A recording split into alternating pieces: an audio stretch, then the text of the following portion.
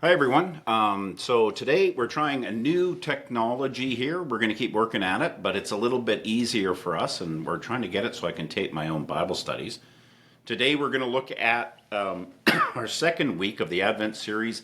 The Bible study is on peace, and it's based on the story of Mary's announcement. All right, let's keep going. So, what do we know so far? We've just had Elizabeth and Zachariah, and you guys will remember by now that that was not a great pronouncement because he didn't have the faith. And so this is going to be juxtaposed now to the Mary visit because there's going to be a lot of similarities to it. So what you want to do when you get two stories that have as many markers as connect, like the Zachariah pronouncement and the Mary pronouncement, is you want to look for the differences. That's the key. All right, so let's get right into it.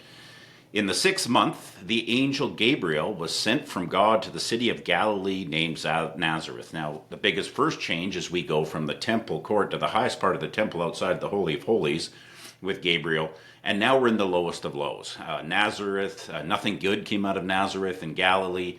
This was considered socially right outside of the norm.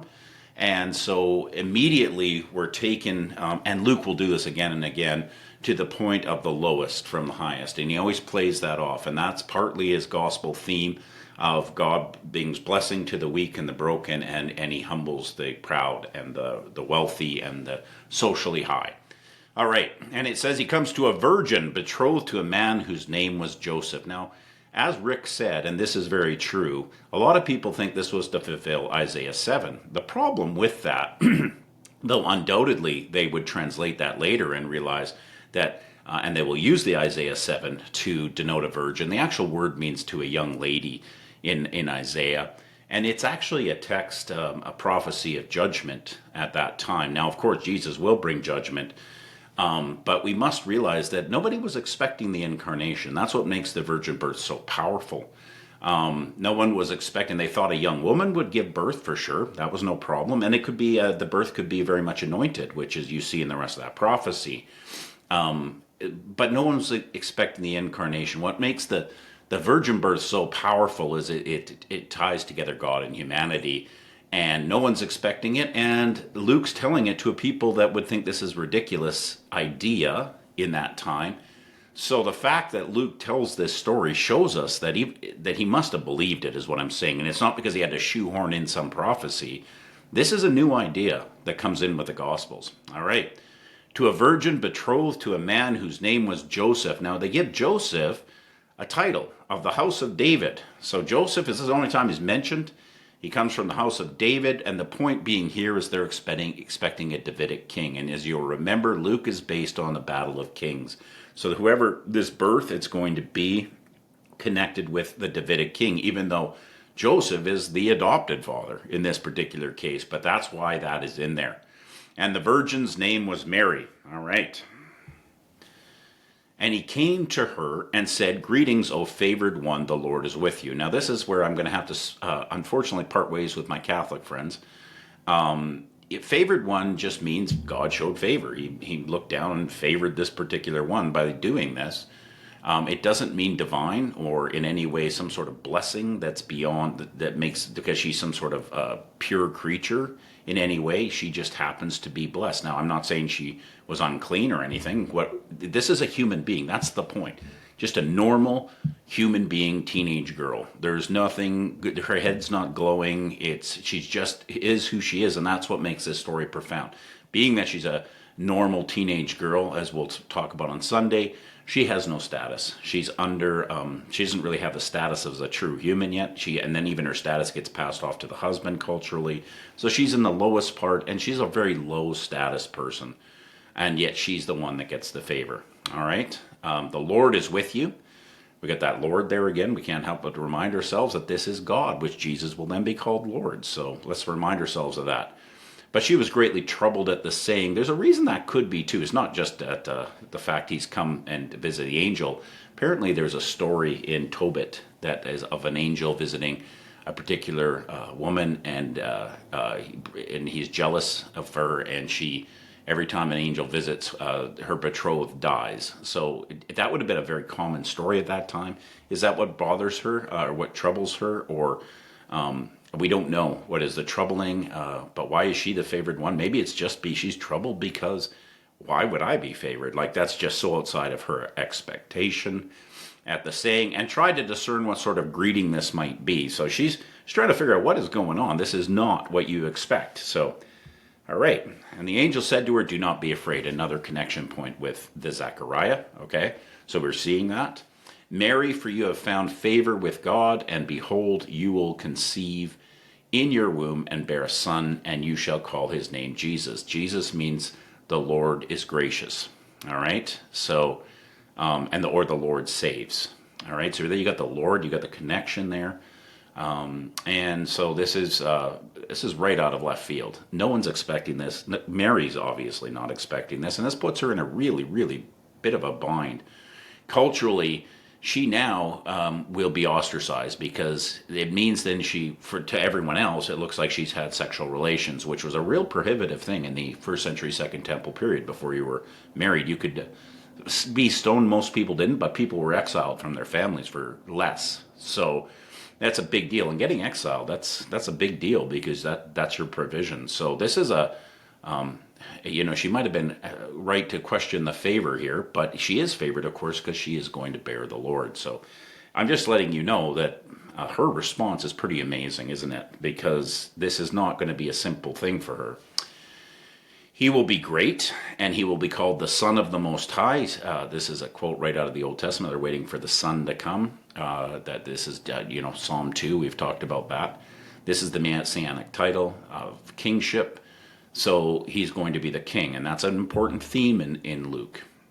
And the Lord God will give him the throne of his father David. That's out of Samuel 7. If you're interested, the promise that there is a king going to come through David's line that is going to reign forever. This is going to be him. It's going to be Jesus.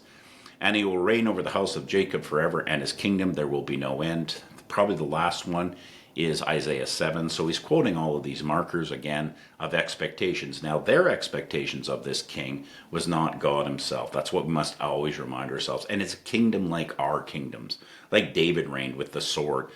Jesus is going to have to smash all of those expectations, but this language was very much within what they hoped for a Messiah. But it will be the Lord himself, which is pretty amazing. And Mary said to the angel, how will this be since I'm a virgin? She understands sexual relations creates a baby. And this question is like Zechariah. He said, how can this be that you'll give a child? But the difference is she's being told that she's going to have a virgin birth. That's a very different thing from the story of his promise that his older wife would get pregnant, because he had the story from Abraham. He was a priest. He should know that this God does the impossible. This young girl has no reference, so it's a very fair question. The angel answered her, the Holy Spirit will come upon you, and the power of the Most High will overshadow you, or come within you to make this child. So it's obviously a divine child. Therefore, the child will be born and will be called holy, or separate, the Son of God. So he becomes then, in this very real way, not just a title of kingship, that this will be God will create it in this woman's womb. So he is the Son of God in the sense in the incarnation. All right.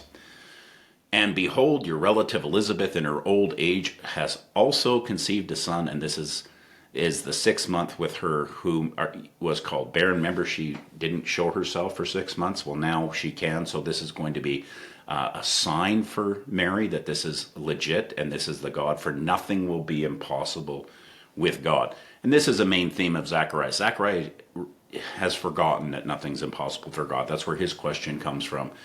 And this is the point. The whole point of salvation is God's going to do the impossible, including the virgin birth. That's not logical, right? But that is what this God is going to do, and where he's going to reach out and he's going to do this. So it's essential you believe in the virgin birth. You can't, it's not an option.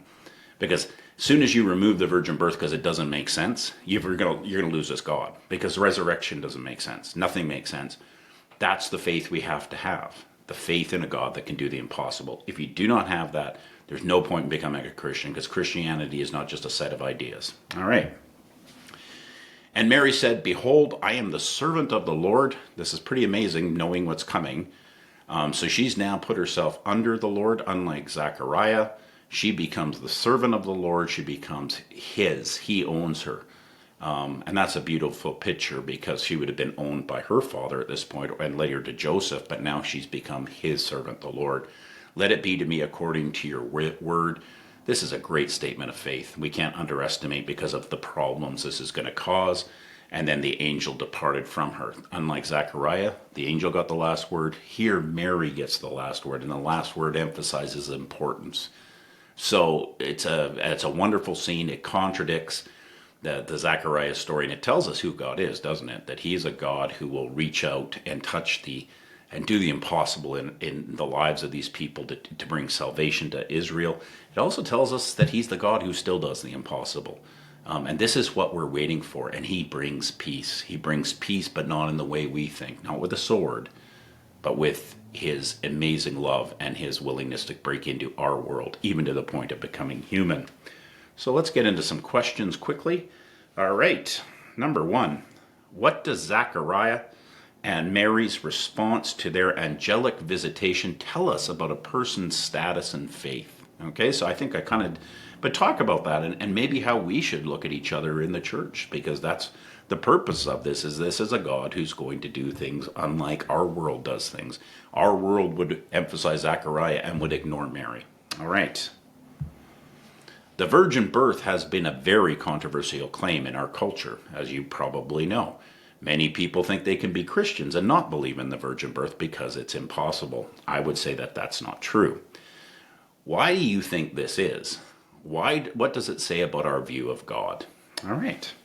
And finally, Mary would have known that this promise would bring her into great social censure, including up to being exiled. Again, I don't think they would have stoned her because that was not the norm in that time, but people would be kicked out of families for this. And by the way, there's not like a social service network back then, and some people who got exiled from their families would go on to become temple prostitutes because they had to provide for themselves. It was a very, very damning thing. Many people killed themselves for that. So don't think exile is a small thing.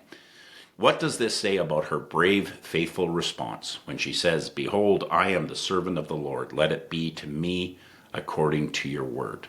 So, all right, have a great day.